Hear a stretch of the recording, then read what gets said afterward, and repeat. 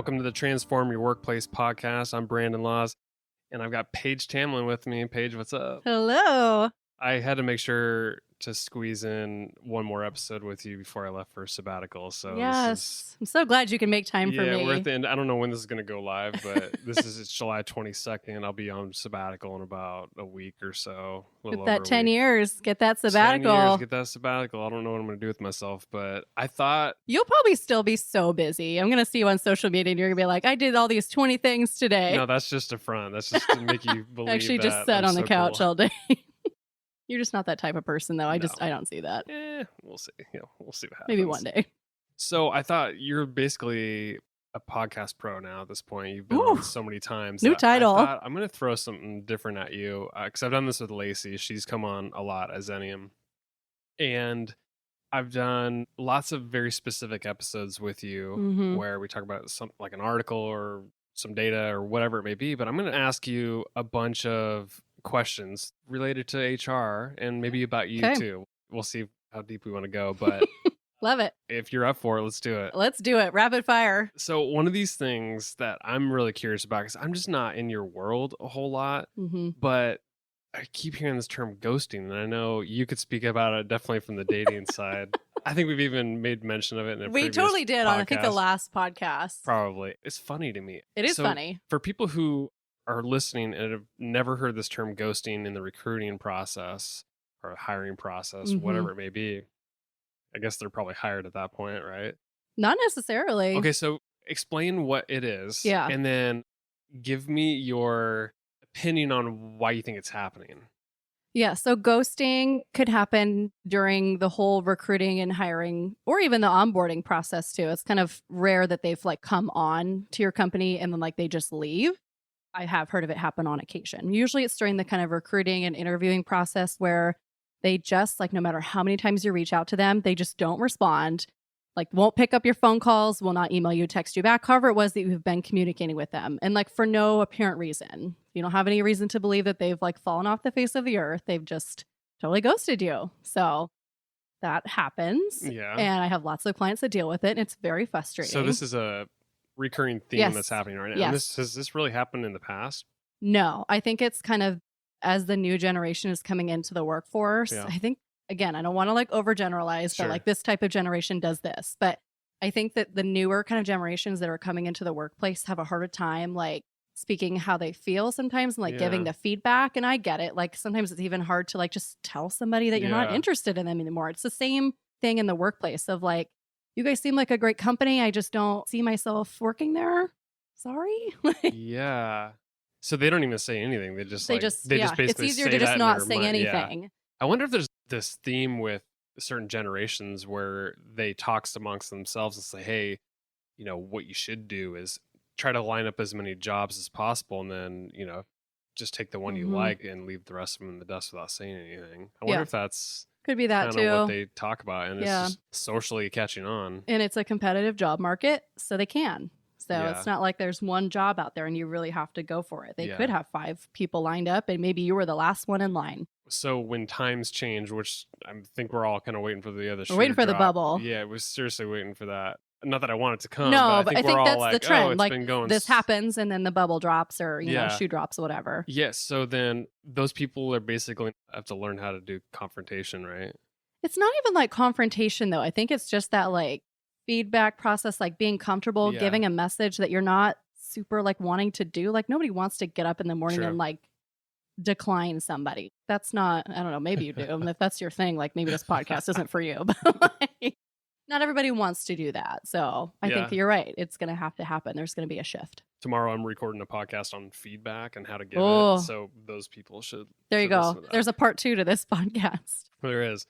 So switching gears a little bit, from your perspective, you work with a lot of different organizations across different industries, for-profit, non-profit, probably different sizes too, I'd imagine. So what is probably one of the most underrated perks or benefits that you've seen? You're doing a lot of handbooks, so you're definitely seeing what they're offering. Yeah. What's something that it really sticks out to you as being something that should be more well known and probably pursued by employers? Yeah, I would say I think we all know kind of like having a really competitive like PTO plan is important to like recruit and, and attract and Yeah. attain talent. But I would say like having a flexible work schedule if it is possible within your industry. Not every industry can operate that way. Like if you have a manufacturing plant and you have to have people there at a certain time, like maybe that doesn't work, but you could have swing shifts or things like that. I think just that flexible work schedule, especially if you're in an office environment, like people want to drop their kids off at school and come in at 9 and not be here at 8:01, And I think that that's something that I like personally take advantage of a lot. And I forget that that's not a benefit that's offered You're everywhere. like, "Hey, Lacey, boss, I'm gonna go drop off my kids at school." She's Oh, like, wait, you have no you children. have I no know that for children. sure. But like, I am not a morning person. Yeah, I'm just not. So I get here at 9:30 and I work until about 6:30, yeah. sometimes later. And she knows that. And she doesn't care because she knows I get my work done. So That's all that matters. yeah. Yeah. We talk about this as a really good benefit, but I think it should be the norm in work, I honestly. think it should be too, but I think like focusing on that, that's what the kind of newer generation wants is that flexibility. I had mentioned that you work with employee handbooks quite a bit, like Uh-huh. customizing them. I know you like just churn those babies out. By the way, we customize the hell out of those things, so they're Oh, they're not. so custom. There's a lot of like firms out there, Yeah. whether it's law I firms have like or creative HR. firms that like don't want certain Yeah, terms in their it's handbooks or they crazy. only want certain pictures. They only Yep. want this like what's bare minimum legal policies I Yeah. have to have. Like, My question to you on the handbooks, because a lot of times clients are coming to us with handbooks and saying mhm. like it's probably outdated. I want it to sound and feel like us and look like us from a culture standpoint. So you're seeing these, you're doing an intake, you're reading the whole entire handbook. What's the biggest gap that you see? Do this for me. Compliance gap and then a culture gap, I Yeah. guess. Those are the two biggest gaps that I always Yeah. see, right? Either your harassment policy is 2 sentences long, which is not going to be legally Oh, compliant. oh, good God. Yeah. So it's just like bare minimum, like you probably Yeah. got it from a Google search, which if you're a small firm, I get it. Like that's where you're trying to piecemeal things together. That's why you come to Xenium. So I would say, yeah, having policies that are not like legally compliant or so like I would call it like legally intense, where it's just so much legalese that you can't even like actually figure out what the policy is trying to say. I see a That's lot a of good those point. So too. you're reframing the policy It's language too in a much. way that makes sense for Yes, employees. Yeah. especially we get those when handbooks come like straight from a client from their attorney partner. They're very like very dense policies. I get it. I get why they've done it. That's their They're job trying to as an cover their attorney, base. Yeah. but it's just like it's not friendly at all. It's very harsh, very Yeah. not approachable. And then from a culture standpoint, I would just say I just see a lot of handbooks that are because they come from an attorney party. There's no culture at all in it. And it just Yeah. doesn't seem like them. And it's like, what are you trying to focus on? I mean, I have so many applicants that come in and say, hey, can I have a copy of your handbook? And I think that's a great way to learn about a company pretty quickly. Sure. So, and if you're giving them this handbook that's 20 pages long and it just has legal jargon in it, it's You're just not like, it gonna doesn't say anything about yeah, you you're as a not gonna learn. company. It just doesn't speak to who you are. What a wasted opportunity. Yeah. Those are gaps. Hmm. What are you seeing from a trend standpoint of employers? What are they adding? Yeah. We are primarily dealing with fairly progressive employers, I'd say. It's probably half and half, Yeah. right? Some are trying to cover their bases, Yeah. like they know they're behind. But others are like they have this vision for what they want it to be. Hmm. And so you're probably seeing some trendy stuff happening. Hmm. What are you seeing pop up? Yeah, focus on like the more unspoken benefits, like putting a flex time policy in your handbook, putting in those more culture friendly handbooks, highlighting that you have floating holidays and things like that that employees really want to There's a lot of know. perk. Still having like the legally compliant policies in there is important, but making sure that you and your brand showcase throughout your handbook is probably what I'm seeing as more of a trend and like less policy procedures, putting that like in an operations manual and having your handbook just really be about who you are as a Yeah. company. Switching gears, I'm just throwing you curveballs left and right. Mhm. In the Me Too movement, there's been a lot of like employee complaints, whether it's Mhm. harassment or just bullying, or it Mhm. could be whatever. Complaint happens. Mhm. What are you seeing is like the most common thing when it comes to complaints? If there's a trend of some sort, and you don't have to get Yeah, specific, but I'm really curious if there's like some general theme that you're hearing. I would say a lot of times I see what it is. It's like the offhanded comments and jokes that people just make, like not even directed at a person. Yeah. it's just an offhanded comment and it offends somebody that's listening, or they know somebody that's, of an association of what are they were joking about. They joke about themselves and like maybe their religion, and it just seems funny at the Sure. time, but has an adverse impact. So I would say it's kind of the offhanded comments and jokes and things like that I see a So a lot. complaint happens. They've obviously not interacted with the other employee from a like, hey, that offended me. Like they're Yeah, not yeah. really confronting it. They're just going right to HR or their manager or Yeah, like, somebody. "Hey, we were all in this group, somebody made a comment, I just wanted you to know." A lot Okay. of times that's what they want, is And so just like, "I want you to hear yeah, me, I wanna feel heard, help me out." this seems like a really common thing that would probably happen. Mhm. What do you do in response to something like that? Yeah, I mean, you have to confirm that it happened, so obviously that's a little bit harder to do if it was just 2 people, right? Because it's a they said sort of situation, but if there was a group, it's pretty easy to discern if that did happen or not. So if you've confirmed it happened, then you have to kind of go into like resolution mode. Like, okay, what does the employee want out of this? Do they just like not want this to ever happen again, which is pretty often. A lot of times people don't want a personal apology, but you kind of just have to like assess what they really are trying to get out of this. Is there training that's needed across the company? Is it just a mediated conversation between the 2 people? You just kind of have to assess the situation. Let's switch over to some recruiting stuff. Okay. We kind of started there with ghosting, but I want to go back. What do you think is like the biggest headache that comes to mind when thinking about like sourcing candidates? It's like a double-edged sword because unemployment is so low right now. Yeah. So you're really having to attract. I mean, that's a great thing for the economy and I totally get it, but trying to source talent is really incredibly Because you're difficult right really trying now. to basically extract them from other employers Yep. already. Yep. I worked in an industry as an on-site where it was a very small community. And so everybody talked and everybody knew if somebody was leaving to come work for us. And so it was very, very difficult to try and they were also a vendor for all of this other industry as well. So they were, competitors, but they Yeah. also were like their vendor. And it was just very, very complicated and like stepping on people's toes and making sure to still be respectful. So sourcing talent is really, really hard. And then especially when you think you have a really great candidate and you're super excited about them and then they ghost you and you're like, I gotta start back to square one. So, There's a chart that I had found earlier. It was on LinkedIn, I think, mhm. from HBR. So they put a screenshot of this graph that showed companies are overlooking internal talent. And it says top channels for hires, employee referrals is the top, job boards is next, social networks is after that, recruiters, staffing firms, and then internal hires. I thought that was interesting. So, in your mind, what is the best place to find candidates? Yeah, I was gonna say employee referrals. So Yeah. I feel like people are not gonna refer somebody that they don't think would do a good job because that's their Yeah. name on the line. So if you don't have an employee referral program, start one. It's like the best way for you to source people because they're Yeah. only gonna refer good people to you. What I would add to that, because this is years ago, I've Yeah. been burned several times by Really? people in my life. And Yeah. why did you refer them? No, I'm just kidding. Because they're friends or family or whatever. And See, I so would not put my name out on the line for somebody that I wouldn't think would do a good job in that role. yeah, I always have But maybe that's just my people's HR best. background. Maybe it's No, harder you're as a right. friend and you're not in that position to Yeah. create some boundary there.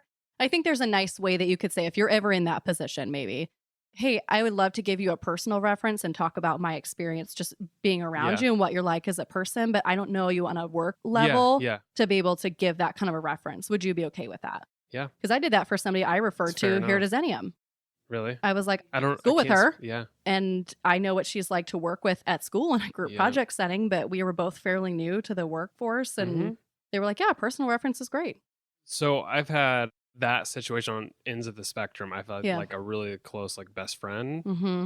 And then I've had somebody who I barely knew. And I Yeah. remember referring somebody here to Zenium, and I was like, I just can't speak to their You work just have to be ethic. honest. I think Yeah. that's I'm all like, people there's want to somebody recommends know. them for my personal network. That's Yeah. basically it. And I think when you're in a position like you are, fairly well known and people respect you quite a bit, they're going to want that Yeah. referral from you. So then it really puts you in a hard place. Like I would never personally ask for a referral from somebody if I didn't know them super well. Yeah.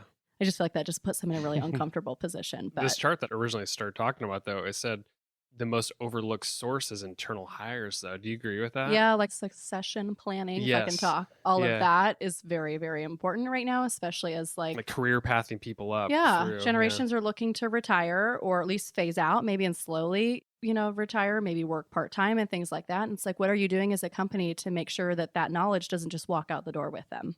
Yeah. That's a good point. Especially like what they are at that point too, so you can grow them and develop them. Like, Yeah. Have them trained by somebody who has yeah. done this job for 10 plus years.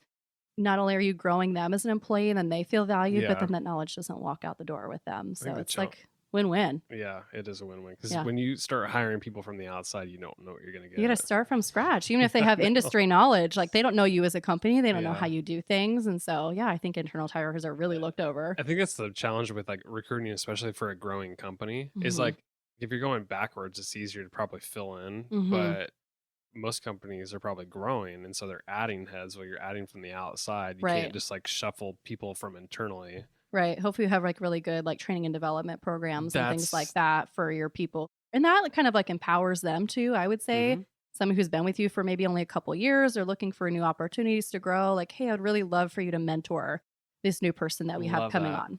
Yep, that's genius. Thank you. Oh, your head is exploding. Oh, Like it's getting bigger and unlike bigger. that emoji with the head explosion. Love that. So this is probably a quick answer for you.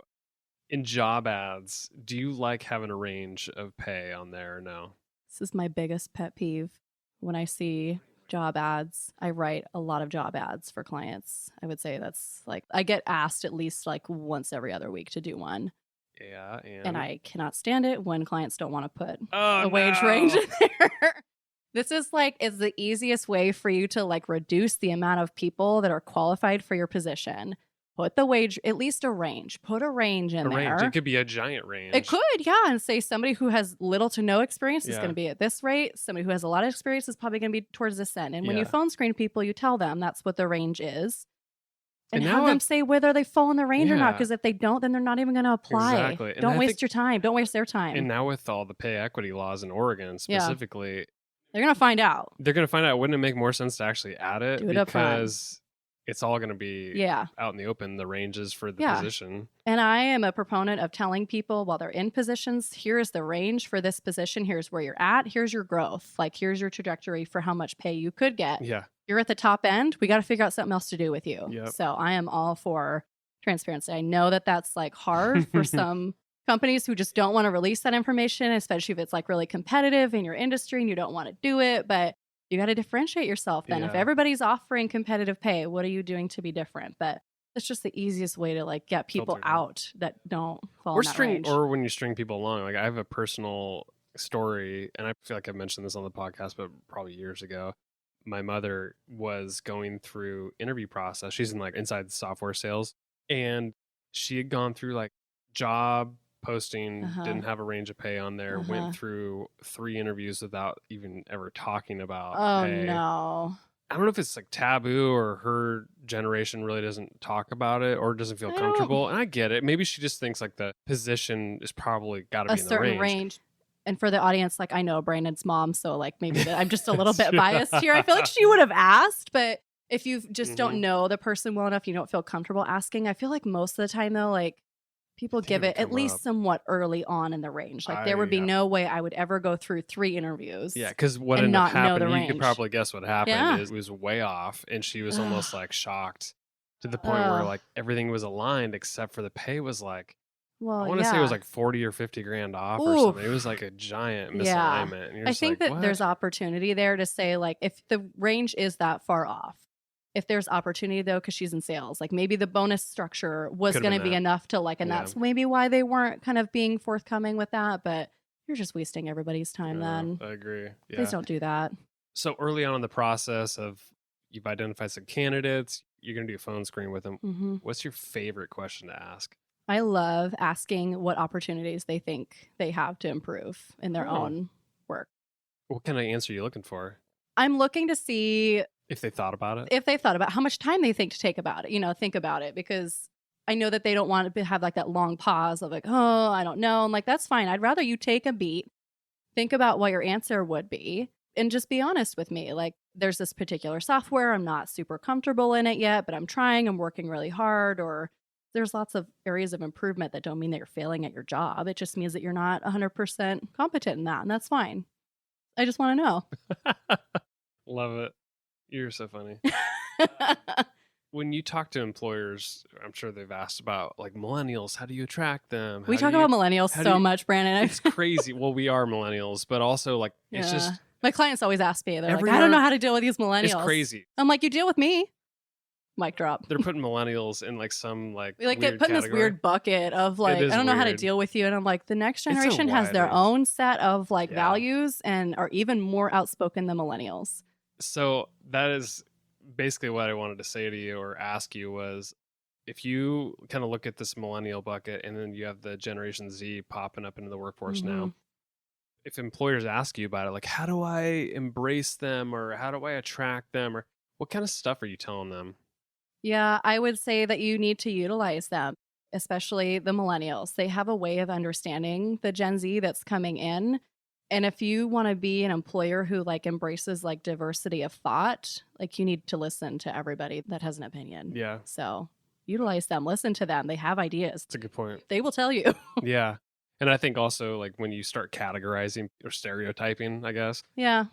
you're almost not open-minded about what can bring to the table Right. too. That's Yeah. why like I think there's a time and a place for demographics and studies and things like that. But when you start putting people into buckets of like, oh, well, they're such a millennial, it's like, why would you say that? Like, what is it Why? about? You know, you went through that same like Exactly. thought The process generation when you before were- you yeah. had the same thought about you and whatever it was about your typical generation. And we are a byproduct of our parents' generation. So Absolutely. We're all learning from I previous just blame my generations. parents. Just to go off on a tangent real quick. I think that really the only difference between generations is not about the way we think or anything. We have influences around what have happened during our lifetimes. Right. But other than that, it's like the boomers were 23 years old at one point. Like they had their own, Yeah. you know, they're underdeveloped from an adulting standpoint. Yeah. I think, our environment changes. The environment's changed. And the but way that we were raised changes. But in reality, you're right. Like we all We all were went the through same age, a certain period of time. So you So know I- what it's like to be 28. So Exactly. please don't judge me. Yes. It just gets Thank you. harder. It I does. feel like it gets harder. But Yeah. that's just my opinion as a millennial. You think so? I'm a little Think- biased, You think but it's getting harder? I think so. Maybe you just weren't aware of what was going on at the time. No, because I mean, like my parents will tell me stories about their childhood. I'm like, yeah, I understand. You had to walk to the bus stop uphill both ways. Oh, I love that. And go pick fruit on the weekends. That's my mom's story. She's like, we had to go pick blackberries on the I don't weekend for understand. like That's the 5 cents a That's day the or story something. And I'm like, I that's heard too. child labor, first of all. Yeah. But I'm like, we have different things that we have to worry about, right? Lots of people have student loan debt that's just Yeah. so crippling that they will never be able to like buy a home until they pay it off. Like we just have different, I think, substantial issues that we have to deal with. That's my opinion. Take it or leave I it. appreciate your opinion. As a listener, as a giant group of listeners, we appreciate your opinion. Okay, so there's this article that I think we've talked about this before, but there's this article from SHRM, I believe. It was talking about loneliness at work. Oh, yeah. And All the lonely workers, if you haven't listened to our previous podcast. yeah, in your mind, like if there's a quick way to make sure that people don't feel lonely at work, what would you encourage employers to think about?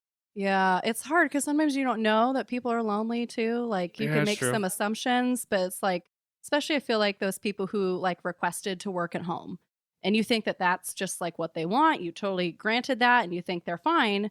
They still need to be integrated with your team. So it's like, do they come out for your team meetings? Do you Skype them into all of your meetings that you have, or do you just fill them in after? Like it's small things like that that can make a huge world of difference. So Okay, you just passed your SHRM certification. I did. What's an area you felt like when you were going through it, you're like, I'm never going to use this ever? I really hope nobody from SHRM is ever listening. Whatever. As great as I thought the content It's was. relevant to you. This is Yeah. about you. I would say the content that I think that maybe just didn't apply to me as much, at least at this point in my career, was all of the section on just like global HR. Oh, yeah. While I think that's super valuable for somebody who works in a huge industry that is global or has competitors that are global, you're attracting Their talent. market's global, yeah. Exactly. I think that that's super important for you. For us at Xenium, it That's a good point. But you didn't had to really do it apply, anyways. but yes, it was. I think there was a whole book on it. So Yeah. I was like, all right, let's do it. Interesting. And then what's the area of the curriculum that you felt like they touched on that was such a trend that maybe you haven't experienced, but you're like, oh, I'm going to Yeah. watch out for this? Yeah. I would say probably there was a section on corporate social responsibility. And I think that employers can do a better job at conveying what their corporate social responsibility policies are Interesting. and like what their values are. And, I Yeah. think all of that could be a little bit better broadcasted. I don't know if you've done much research on like the B Corp status. Uh huh. Do you think like doing something like that would probably Yeah, cover it? absolutely. Yeah. So if you I had the think that'd B be Corp great. stamp, you would be like, oh, I think if I was looking at a place to work, right, like that signifies a different meaning to me that, like, oh, they care about the people they're planning, the profit and all of that stuff. Like, that's important to them. And, that's great. They've taken that additional step to like be this B Corp. Yeah, it's cool. Not everybody can do that, but at least if you have some awareness, yeah. do the small things. You've attended some of our book clubs over the years. Mm-hmm. Not many of them. Ooh, Oh, a few of calling them. me Few of out. them. I've been studying for the last 6 months. Let's be perfectly honest. I've had no life. We've been going strong since like 2012, so no Well, I excuses. started in 2013, but thank you. Yeah, that's true. What's been your favorite book that you've joined in on with us? I liked the culture code one. Yeah, that that we was did. actually a pretty recent one Yeah, too. That was really good. That was good for any size of employer, I think. There's a lot Yeah. of good And I stories meant in to it. join the last discussion we did, which actually it was not a book. So We did watched movies. movies. Yeah, we did So movies. if anybody out there is listening who does a book club, you can do other things. It threw everybody for a loop because the book, I just buy them all, right? Right. Yeah. Through But we Zen. picked movies that were like easily accessible or that most people have Totally. seen at least one time Yeah. because we did Apollo 13, We Are Marshall, and Sully. Sully. That's right. It's all about to draw out leadership from it, and we felt Leadership like skills. those Yeah. movies did a little bit of that. So. Yeah. So you could like pick a theme that you think Yeah. is, important to your business, whether it's emerging leaders and leadership skills or lots of I things. still like the book. It's just I think the book easier. is good, but I think it was a nice, like, little reprieve. Yeah. And it was during the summer, and a lot of people don't necessarily read as much during the summer. They're busy with kids stuff. Yeah. So now that you've passed SHRM, you're certified, official, you're doing some Xennium book clubs. What do you do for development?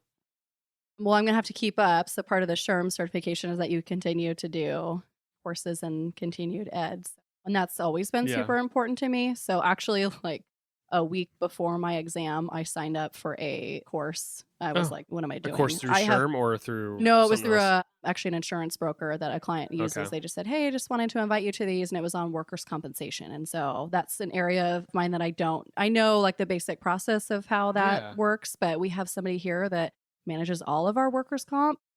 And she does a fantastic job. Awesome. But when clients ask me questions, I'm like, let me ask Heidi. I'll get back to you soon. Shout out to Heidi. Yeah. But I just knew that was an area I needed some extra development. So like 2 weeks before my exam, I'm like sitting in a 4-hour training, like just trying to cram stuff into my head. So I'm curious with HR so big. Actually, we were looking at that graphic that SHRM has that's like the HR body of knowledge. Yeah. And it's like leadership and business. And there's one other area. Organization, people. Might have been compliance or something like that. Yeah. But it's like ethics, I think, is everything about HR. There's such we touch a huge everything. Thing. One person couldn't possibly know everything. So I'm curious, you just mentioned the work comp thing, and that was a weakness of yours, and you're seeking training around it. What's to prevent you from exploring things, one, you're interested in, or things that you're really strong in, just getting more advanced knowledge versus, like the Marcus Buckingham thing where you're just focused on your strengths and not your weaknesses. Yeah, what do you think about that? For me, I don't like being uncomfortable. I mean, I think a lot of people don't. Some people thrive in that like uncomfortableness of like, I just need to get through this, right? I am not that person. I like to have an answer or at least have a good general idea about how things can go. And I just source people appropriately. So I feel like, yes, of course, I could like capitalize on my strengths and just roll with that. But I also kind of have like a wide variety of experience. And I think that that's more helpful, in at least in how Xennium operates. I think so too. I think in a lot of industries too. I mean, like when you consider being like a software engineer, yeah, you need to be a specialist. But I think in a business like ours, or even in certain roles, like I'm a marketing person. Right.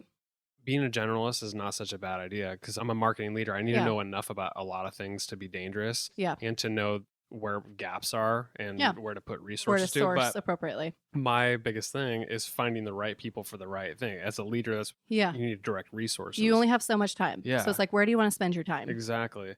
I think if you specialize too narrow, then Yeah. you could be oblivious to something And that's what I else. don't want. I mean, unless it's something you foresee yourself spending the rest of your career Yeah. in. If you do, great. Like you found your niche, like that's Yep. fantastic. That's just Exactly. not where I see myself at this point in my career.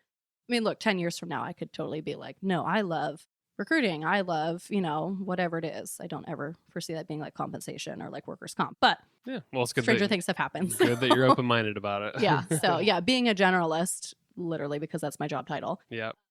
I just find that that's more valuable to my clients. So, I mean, I dabble in things when I need to. I've become very well versed in DOT regulations. Didn't ever think that that was going to be a need, but had a client with a DOT audit like my first week there, and I was like, all right, let's do it. So, But this is like what HR people are dealing with, right? They're Yeah. like dealing with audits, compliance oriented issues, and then they're like, okay, well, how do we engage employees and Yeah. fight this turnover? I'm and, doing like the regular strategic. HR It's stuff. crazy. And then I get involved in other things because I think that what business leaders are correctly assuming is that HR has a good, just like playing field for everybody. And I can just kind of comment on lots of different things. And it just, it's a valued opinion. It's a business partner mindset. You are a true business partner. And you're a Aw. rock star. Thanks for coming on. You're the best. I appreciate you coming on and let me just grill you with a bunch of random questions. I love it. Hopefully it was fun for you. Yeah, it was great. Okay. Well, where can people find you? You can find me on LinkedIn. Not anywhere else? Calling me out. Yeah, I keep just my kidding. Instagram private just Yeah, because it's good like call. family pictures. And I have pictures of my niece on there. So Totally. it's kind of weird to have like baby Okay. pictures everywhere. I'm on LinkedIn, Instagram, all those places. So connect with me there. Thanks for tuning in today.